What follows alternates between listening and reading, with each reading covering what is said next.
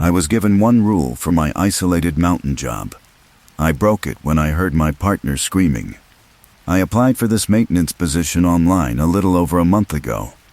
The job listing was incredibly vague. It asked for basic electrical knowledge, comfort with extreme heights, a willingness to work in isolation, and the ability to follow strict operational protocols. The pay offered was staggeringly high. It was the kind of money that clears all your debts in a single year. I was desperate, broke, and entirely out of options, so I ignored the glaring red flags and accepted the position. The employer did not give me an office address for an interview. They just sent an automated email confirming my start date and told me a hired driver would pick me up from my apartment. The driver arrived in a dark SUV with tinted windows. He did not speak to me. He just opened the back door, waited for me to throw my duffel bag inside, and started driving. We drove for 8 hours into a remote, high-altitude mountain range. I do not even know what state we ended up in. We crossed state lines at least twice, but the roads eventually turned from asphalt to gravel, and then to dirt.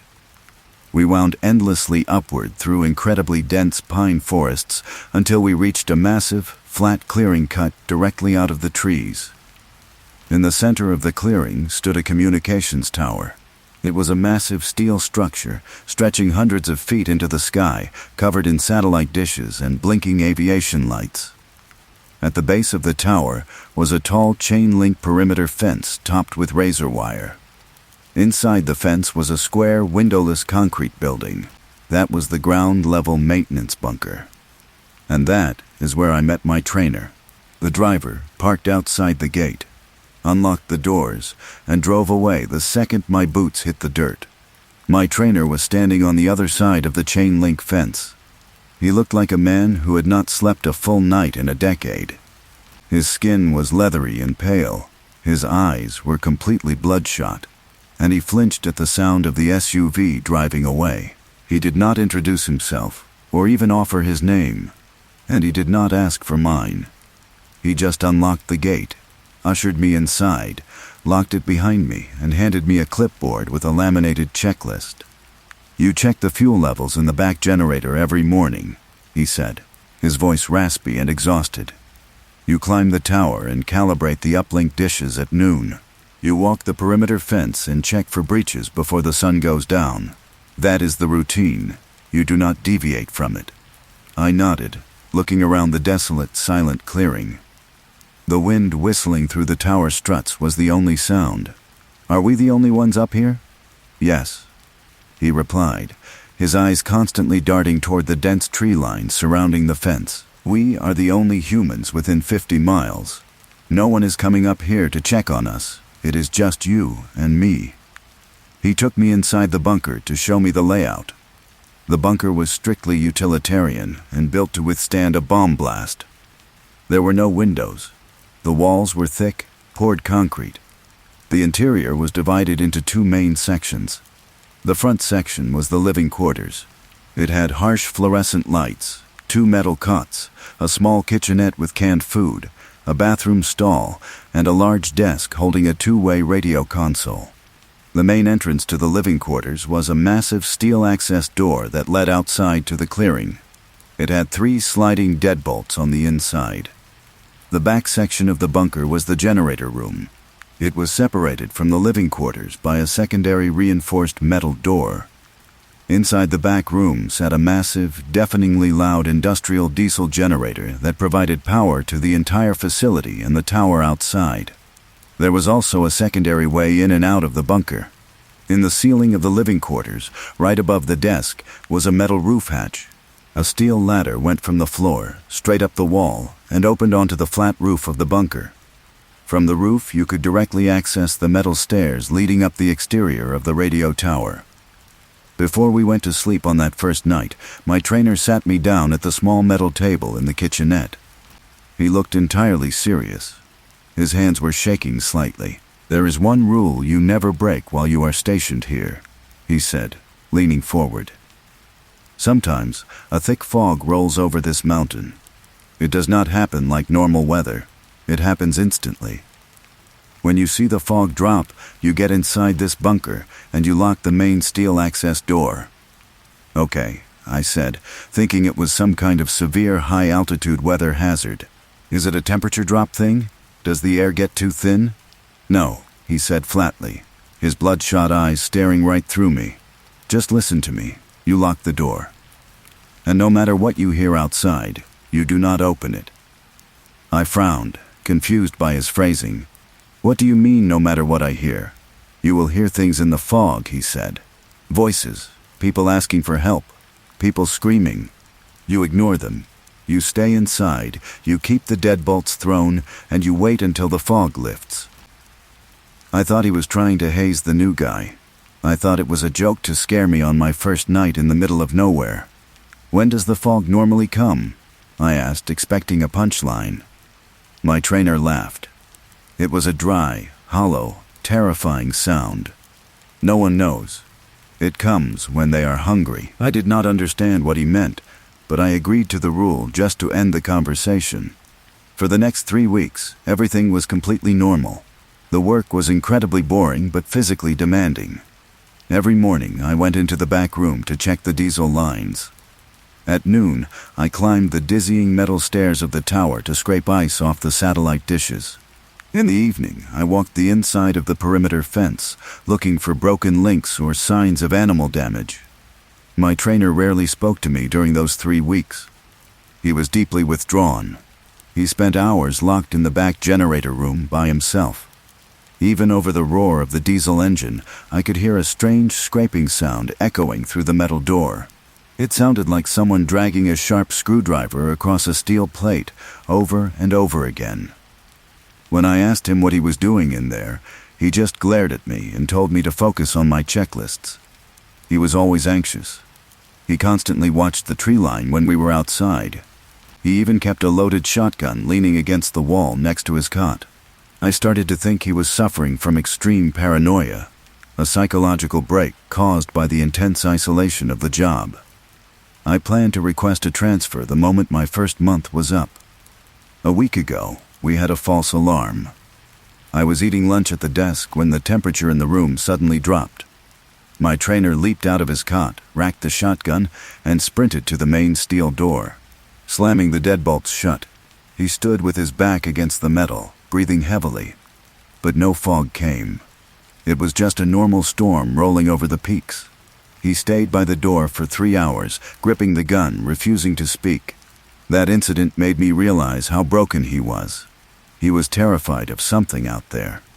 Yesterday afternoon, the routine shattered permanently. It was around 2 o'clock. The sky was entirely clear, and the sun was shining brightly over the mountains. I was on the flat roof of the bunker, sorting through a toolbox to find a specific wrench for the tower uplink. My trainer had gone outside to walk the perimeter fence. He carried his handheld two-way radio on his belt. The base station radio was turned on inside the bunker right below me. I looked down over the edge of the roof and saw him standing near the southern corner of the chain-link fence, examining a section of wire. Then, the air changed. 1 second, the sky was perfectly clear. The next second, a dense, unnatural, blinding gray fog dropped over the entire mountain.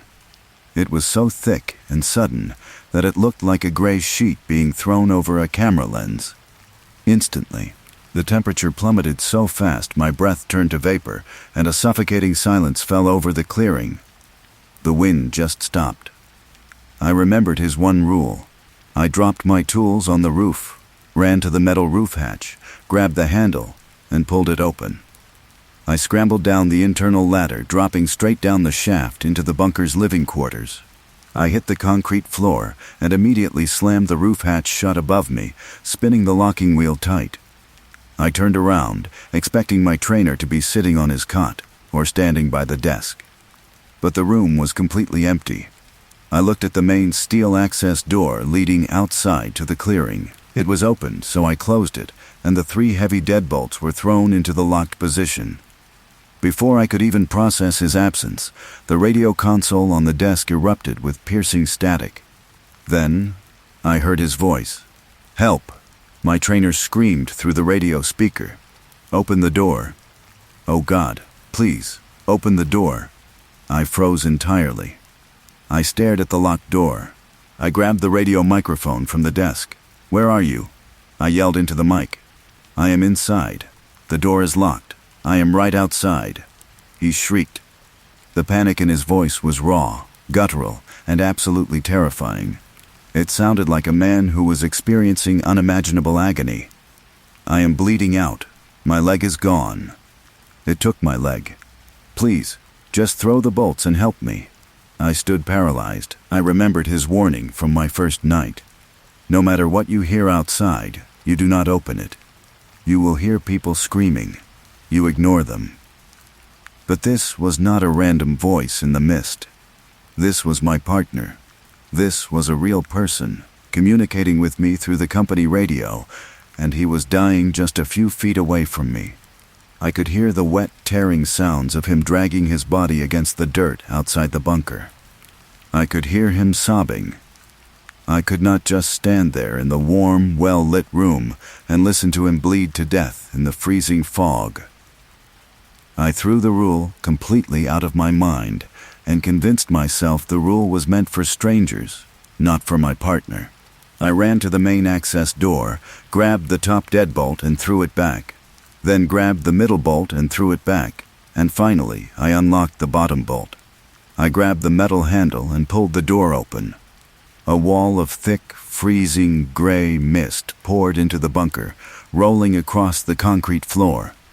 I could not see anything past the doorframe. "Reach out," I screamed into the fog, squinting against the mist. "Grab my hand. I cannot see you." A hand emerged from the gray fog.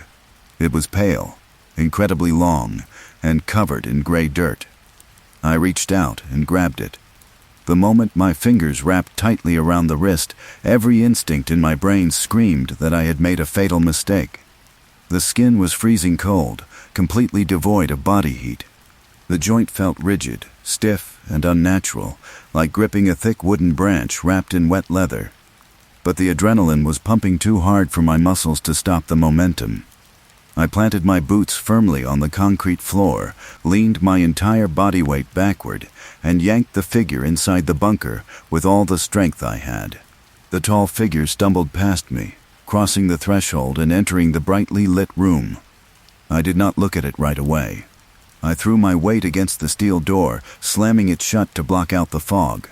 I threw all 3 deadbolts back into the locked position, then turned around, gasping for air, expecting to see my trainer collapsed on the floor, bleeding from a severed leg. That is not what I saw. Standing in the center of the room, under the harsh, flickering fluorescent lights of the bunker, was not a human being.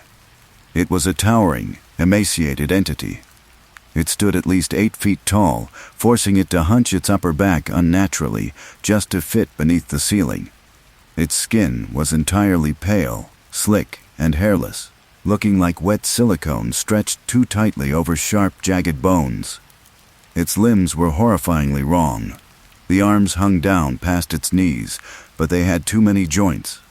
They bent in zigzag patterns, possessing extra elbows that angled in ways that defied basic anatomy. The fingers were incredibly long, ending in sharp, bone-white points. But the most terrifying part of the creature was its head. It had no face.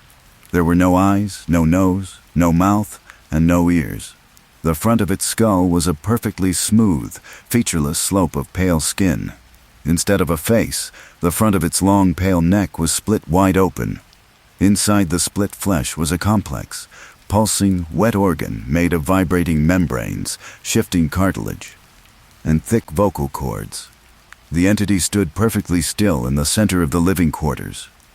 It did not breathe. The organ in its open neck vibrated rapidly, the membranes fluttering together. "I am bleeding out. My leg is gone." It took my leg. "Please, just throw the bolts and help me." The voice echoing in the small room was flawless. It was a perfect, crystal clear recording of my trainer's terrified screams. I backed away slowly, sliding my shoulders along the concrete wall. My entire body went numb with paralyzing shock. The creature slowly turned its smooth, featureless head toward me. It lacked eyes, but I knew it was staring directly at me. It slowly raised one of its multi-jointed arms, the sharp fingers twitching rhythmically. It took a slow, dragging step forward. I did not scream. I knew screaming would not help. I turned and sprinted toward the back of the bunker.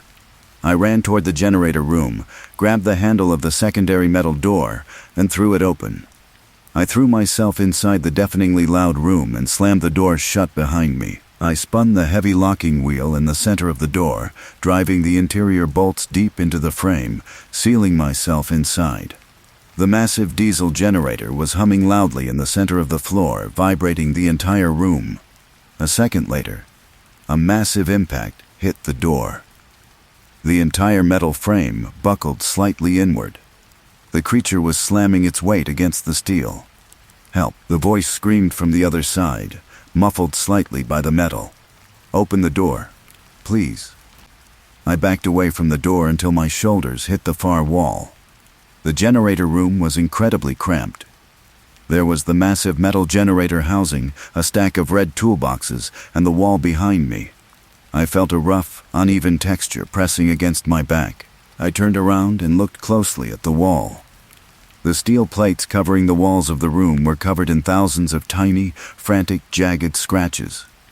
I grabbed a flashlight from the top of the toolbox and shined the beam directly onto the wall. The scratches were words, sentences, and paragraphs. Entire daily logs etched deeply into the metal with a sharp screwdriver. This was the scraping sound I had heard my trainer making over the past 3 weeks. I stepped closer and started reading the etched words. August 12th. They are called skyfishers. I know now that they live in the highest peaks of the range, create the fog to blind us, and emit it from their pores like smoke. They mimic our voices to lure us out of the safe zones, but they do not eat the flesh. I saw them leave the meat to rot in the mud, and only harvest the vocal cords. They rip the throat out while you are still screaming, so they can record the agony and then add the voices to their collection to hunt the next one. Do not listen to the screams. I moved the flashlight beam to the next metal panel. The handwriting here became more erratic, dug much deeper into the steel, as if he was angry when he wrote it. October 4th. The agency knows they are here. The people who hired us know exactly what lives in this fog. They built this bunker specifically for this exact purpose. I think the radio tower is a sonic jammer, broadcasting a high frequency that keeps the creatures from spreading down the mountain toward the populated valleys. We are the wardens. We are the watchers.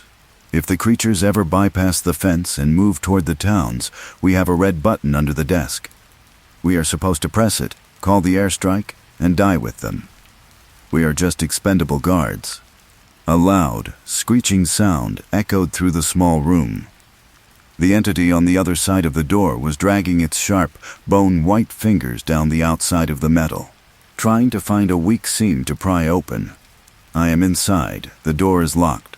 The entity shouted, perfectly replaying my own voice back to me. I ignored the horror of hearing my own voice and moved the flashlight to the final panel of etchings located right next to the diesel tank. My blood ran completely cold as I read the words. November 2nd.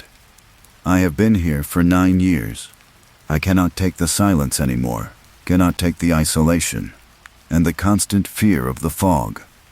I asked the agency for a transfer 3 times this year, but they said no. They said nobody leaves this post.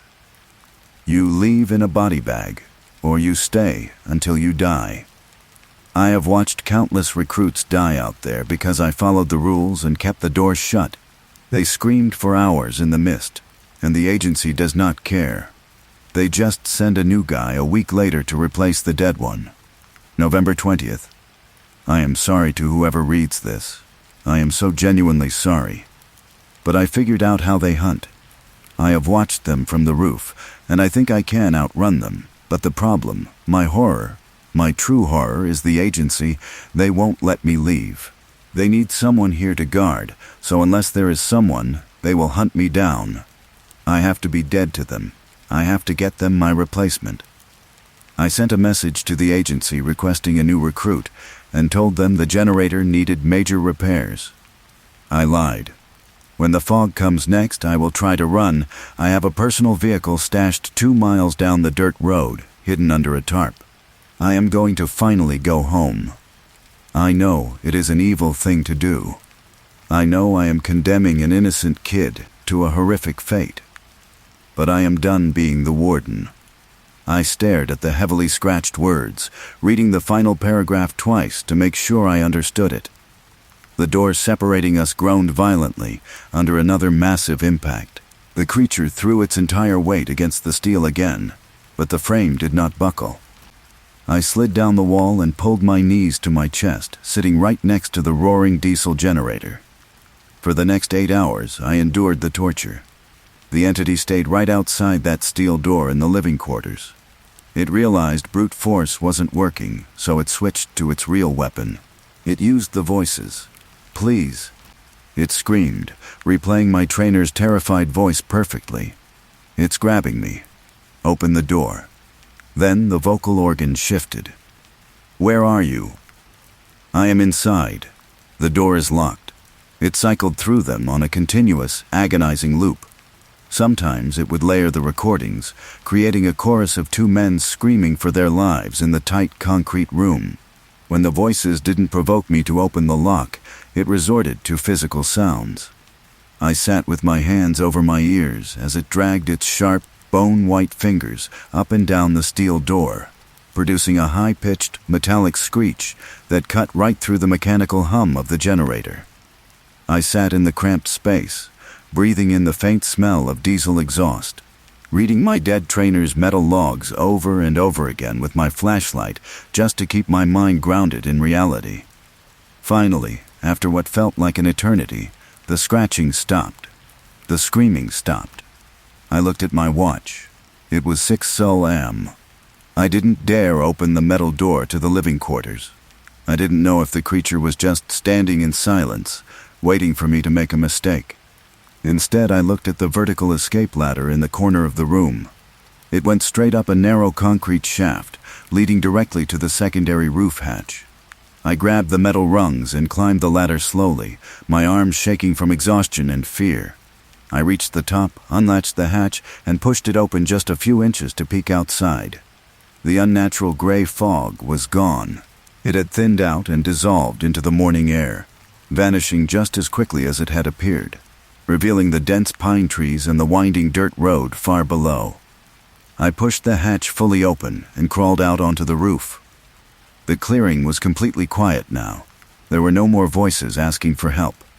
The main steel access door below me was wide open, exactly how I had left it. But the bunker was empty. The creature had retreated back into the high peaks with the dawn. I climbed the exterior metal stairs of the radio tower until I reached the highest observation deck, 300 feet in the air. I collapsed onto the metal grating, letting the freezing morning wind hit my face. I pulled out my phone a few minutes ago because of the extreme altitude on this observation deck, and finally had a strong cellular signal. I opened my keypad. I was going to dial emergency services. I was going to call the state police, tell them about the monster, and demand a rescue helicopter. But before I dialed, I looked down at the dirt road winding up the side of the mountain. 3 dark SUVs are currently driving up the steep switchbacks, heading directly for the clearing. They do not have police markings, or even emergency light bars on their roofs. They are just matte black vehicles with tinted windows, moving in a tight, coordinated convoy. I remembered the words etched deeply into the metal wall next to the generator. The agency knows they are here. The people who hired us know exactly what lives in this fog. We are the wardens. They know there was an incident, and they are driving up here to assess the damage and reset the trap. I am sitting on the highest point of the mountain, riding this post as fast as I could, as the wind is freezing my face.